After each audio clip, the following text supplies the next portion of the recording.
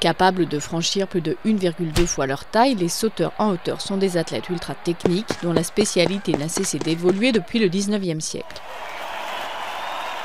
Ils prennent au début souvent leur appel pieds joints pour sauter tête la première. Mais pour éviter que la discipline ne se transforme en performance d'acrobates, les règles l'interdisent très vite. Et au tournant du siècle, la méthode des ciseaux s'impose, les athlètes prenant leur impulsion sur leurs jambes extérieures pour franchir la barre. L'Américain Michael Sweeney saute 1,97 m en 1895 avec une variante qui déjà évoque ce que sera le Fosbury, le retournement intérieur. Les 2 mètres sont pour la première fois franchis en 1912 par un autre Américain, George O'Reilly, avec la technique du rouleau costal ou californien. Il prend 2 faces, appelle sur sa jambe intérieure puis esquive les jambes latéralement. L'ensemble du corps passe la barre au même moment, à l'horizontale.